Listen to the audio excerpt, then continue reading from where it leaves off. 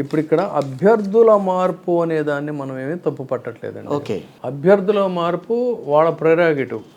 ఇప్పుడు for example Devineni Uma ఉన్నాడు, 4 సార్లు మైలవరం నుంచి పోటీ చేశాడు. ఎందుకో మరి వాళ్ళకున్న ఫీడ్బ్యాక్ని బట్టి వసంత్కి ఇస్తున్నాడు, అక్కడ బోడే ప్రసాద్కి ఇవ్వకూడదు అనుకున్నాడు, అతను ఒత్తిడి మీద మళ్ళీ ఇస్తున్నాడు. అట్లా ఆ పార్టీలో ఇది వేరే.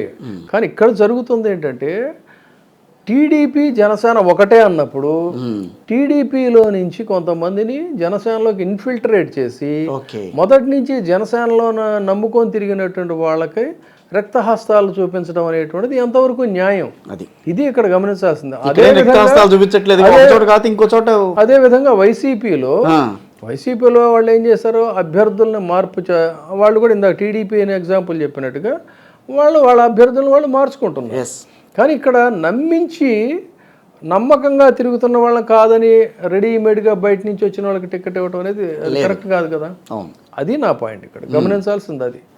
సో ఆ విధంగా తర్వాత అక్కడ ఇప్పుడు ఎప్పుడైతే ఈ కాపులందరికీ కూడా అన్యాయం జరిగిందో వాళ్ళందరూ ఒక్కొక్కళ్ళుగా రియలైజ్ అయ్యారు ఇవాళ. కాబట్టి ఇక్కడ ఓట్ షేరింగ్ జరిగేటువంటి అవకాశం అసలు పూర్తిగా లేదన్న కానీ చాలా డ్యామేజ్ అయిందని చెప్తా. ఓకే, నాయకులు కలిసినప్పటికీ కూడా వీళ్ళు ఓట్ షేరింగ్ అనేది మాత్రం చాలా తక్కువ అవుతుంది. కాబట్టి వాళ్ళు ఆశించిన స్థాయిలో ఫలితాలు అయితే ఉండవు. అటు బీజేపీ లబ్ధి పొందే అవకాశం లేదని అంటారా? బీజేపీ అసలు ఉన్నదే 0.1%, 0.2% మనం ఓట్ షేరింగ్. బీజేపీ వ్యవహారం చెప్తానండి. అసలు ఎందుకు మరి బీజేపీ తన వ్యక్తిగతంగా దూషించినా అది చేసినా ఇది చేసినా కూడా బీజేపీ ఎందుకు కలిసింది అన్నప్పుడు యావత్ భారతదేశంలో ఒక బలమైనటువంటి శక్తిగా బీజేపీ ఉంది. కానీ ఆంధ్రాకు వచ్చేసరికి మనకు ముతక సామెత ఉంది, ఒక ఊరు రాజు ఒక ఊరికి విట్టని. మొత్తం యావత్ దేశంలో రారాజుగా వెలుగుతున్నటువంటి బీజేపీ ఆంధ్రప్రదేశ్కి వచ్చేసరికి నోటా కంటే కూడా తక్కువ పడ్డాయి అనేది యావత్ దేశంలో డిబేట్స్లో జరుగుతూ ఉంది. ఇంగ్లీష్ హిందీ ఛానల్స్లో కూడా డిబేట్. అది వాళ్ళకి పరువు తక్కువ వ్యవహారం కదా. మళ్ళీ రేపు జరగబోయేది అదే. సేమ్ డబ్బులు ఖర్చు పెట్టి అభ్యర్థులు దొరక్క అభ్యర్థులను వెతుక్కొని ఏం చేయాలి? దాని బదులు ఏంటంటే ఏదో ఒక 6 సీట్లు తీసుకుంటే దాంట్లో నుంచి 10 సీట్లు తీసుకుంటే బయటపడవచ్చు. ఓకే, ఇది ఎంత లేకుండా పరువు పోదు. అదో అలయన్స్కి వెళ్ళారు, అలయన్స్లో ఓడిపోయారు అనేది తప్ప ఆంధ్రప్రదేశ్ మీద నేషనల్ ఫోకస్ ఏమి ఉండదు బీజేపీకి. సో వాళ్ళకు ఉన్న వెసులుబాటు అది. కానీ at the same time TDP కూడా నష్టపోతుంది మరి వాళ్ళకి ఇచ్చిన తర్వాత. ఖచ్చితంగా నష్టపోతుంది, తెలుసు. ఇప్పుడు మీరు నరేంద్ర మోడీ గారి బాడీ లాంగ్వేజ్, ఆయన స్పీచ్ గమనించండి. ఓకే, నరేంద్ర మోడీ గారు వెస్ట్ బెంగాల్ వెళ్ళినప్పుడు వెస్ట్ బెంగాల్లో మమతా బెనర్జీ దుమ్ము దులిపేశారు. అదేవిధంగా తెలంగాణకి వెళ్ళారు. తెలంగాణకి వెళ్ళినప్పుడు కేసీఆర్ని మొత్తం దుమ్ము దులిపేసేసాడు. గతంలో చంద్రబాబు నాయుడు గారు ఇక్కడ ఉన్నప్పుడు వచ్చి పోలవరం ATM అని చెప్పని ఆయన్ని వాయించాడు. అంత స్థాయిలో జగన్మోహన్ రెడ్డి గారిని విమర్శించాడా మొన్న వచ్చినప్పుడు? అసలు విమర్శే రాలేదు. అంటే ఏంటి అక్కడ అర్థం ఏంటి? వాళ్ళు ఏంటంటే రాజకీయంగా అనివార్యంగా కలిశారు అంతే తప్ప. ఎందుకు అమిత్ షా గారు కూడా ఒక CNN తో వాడుతూ చెప్పారు చంద్రబాబు నాయుడు గారు పరువు ఏంటనే విషయం మీద తీసేశాడు. కాబట్టి ఏంటంటే వాళ్ళు ఒక అవకాశవాద రాజకీయాన్ని వాళ్ళు దాన్ని ఉపయోగించుకున్నారు. అంటే ఏంటి? చంద్రబాబు నాయుడు గారు ఏ వ్యక్తి అయితే తమను తోలనాడాడో దూషించాడో అతన్ని పాదాక్రాంతం చేసుకొని తిరిగి అతన్ని ఇంకాస్త నైతికంగా దెబ్బతీశారని చెప్పచ్చు. అది వాళ్ళ వ్యూహం, వాళ్ళకి సంబంధించి.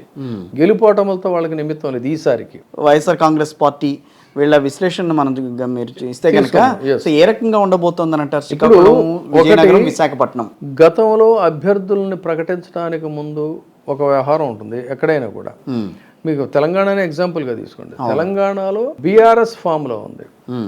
లేదు ఖచ్చితంగా మేమే వస్తాము, BRS పని అయిపోయిందని చెప్పని బీజేపీ వాళ్ళు చెప్పుకున్నారు. 118 నియోజకవర్గాలను ఒకేసారి ప్రకటించాడు కూడా ఆయన కూడా. కాంగ్రెస్ పార్టీ అంత బలంగా చెప్పుకున్న పరిస్థితులు లేదు. అవును, క్రమంగా ఎలా అంటే అనూహ్యంగా అటు బీఆర్ఎస్ని ఇటు బీజేపీని తొక్కేస్తూ తెర మీదకి వచ్చింది. అవును. సో రాజకీయ పరిణామాలన్నీ శరవేగంగా మారుతూ ఉంటాయి. అభ్యర్థుల ప్రకటనకు ముందున్న ట్రెండ్ ఒకటి, అభ్యర్థులను ప్రకటించిన తర్వాత ట్రెండ్ ఒకటి, ప్రచారంలో లాస్ట్ మినిట్లో మారే ట్రెండ్ ఒకటి.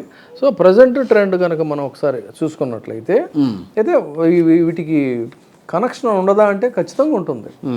దానికంటే ముందు మనం ఈ ఎవరి సర్వేలు వాళ్ళు, మీరు కూడా సర్వే చేయించారు కదా, మీరు కూడా చెప్పారు ఒకసారి సర్వే చేయిస్తున్నాము. అవును. ఇది మీరు చెప్పేది ఇప్పుడు ఫస్ట్ ట్రెండా సెకండ్ దానికి అనుకోవాలా? అంటే అభ్యర్థులు ప్రకటించిన తర్వాత ఓవరాల్ గా వచ్చిన ట్రెండ్, ఓవరాల్ గా ఉన్న ట్రెండ్ ఏంటంటే టైమ్స్ ఒక ఈటీజీ సర్వే ఒకటి జరిగింది తెలుసు కదా. అవునండి. దాంట్లో మనం చూసుకున్నప్పుడు ఏంటంటే వైసీపీకి 21 నుంచి 22 ఎంపీలు వస్తాయని, తర్వాత టీడీపీ ప్లస్ జేఎస్పీ బీజేపీ వీళ్ళకి సంబంధించి 3 నుంచి 4 వస్తాయని చెప్పింది.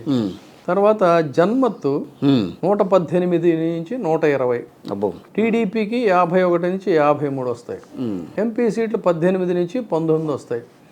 సారీ, ఎంపీ సీట్లు వైసీపీకి 18 నుంచి 19, కూటమికి ఏమో 4 నుంచి 5, వైసీపీకి ఏమో 18 నుంచి 19 సీట్లు వస్తాయని చెప్పింది. అయితే ఈ ఆత్మసాక్షి తాజాగా చెప్పింది టీడీపీ జేఎస్పీ వీటన్నిటికీ కూడా వచ్చేది ఏంటంటే ప్రధానంగా చూసుకున్నప్పుడు 64 సీట్లు, 64 నుంచి 65 సీట్లు వస్తాయి టీడీపీ జనసేనకి. బీజేపీ కలిస్తే తగ్గుతుందని చెప్తుంది. 64 నుంచి 65 వస్తాయని చెప్పేది 60 నుంచి మ్యాక్సిమం 65 వరకు రావచ్చు. బీజేపీ కలవడం వల్ల కొంత పర్సంటేజ్ తగ్గుతుందని చెప్తుంది. అంటే మైనారిటీ ఓట్ బ్యాంక్ అనేది అది ఎంత పర్సంటేజ్ అనేది కూడా చెప్తా. వైసీపీకి 106 నుంచి 110 వస్తాయి. అయితే బీజేపీ అటు కూటమిలో జాయిన్ అయితే ఈ 110, 115 నుంచి 122కి పెరిగే అవకాశం ఉందని చెప్తుంది ఆత్మసాక్షి. మరి ఈ దీంట్లో ఓట్ల శాతం చూసుకున్నప్పుడు ఇదే ఇక్కడ ఆసక్తికరమైన పరిణామం. 46.5% టీడీపీ జేఎస్పీకి ఉంది. వైసీపీ ఓట్ల శాతం 48% ఉంది. అదర్స్కి 3.25 ఉంది. ఇక స్వింగ్ వాటర్స్ ఉంటారు, అటు ఇటు తెలుసుకోలేనండి, వాళ్ళు 2.25% ఉంది. ఇదేమవుతోందంటే ఈ బీజేపీ కలవడం వల్ల ఇక్కడ మనం జాగ్రత్తగా మనం గమనించాలి ఏంటంటే 49% వైసీపీకి వెళుతూ ఉంది. అంటే ఆ స్వింగ్ అనేది ఎక్కువ వైసీపీకి వచ్చింది. 48 నుంచి 49కి వెళ్ళింది. వాస్తవంగా బీజేపీ కలవడం వల్ల 1.5% ఓట్లు తగ్గుతున్నాయి జేఎస్పీ టీడీపీ కూటమికి. 1.5% మరి వైసీపీకి వెళుతూ ఉందంటే కాదు, 1% దానికి వెళుతోంది. ఈ 0.5% అనేది ఏంటంటే అది మళ్ళీ స్వింగ్లో ఉంది. సో అక్కడ అలా చూసుకున్నప్పుడు ఏమవుతుంది, వీళ్ళకి 49% వైసీపీకి అయింది, ఇక్కడ తగ్గి 46, 45కి వచ్చింది. ఇది వాళ్ళు చెప్పినటువంటి సర్వే. సో ఆ విధంగా చూసుకున్నాక తర్వాత క్యాండిడేట్స్ని ఇప్పుడు అనౌన్స్ చేశారు కాబట్టి చాలా చోట్ల ఈక్వేషన్స్ అనేటువంటివి మారుతున్నాయి.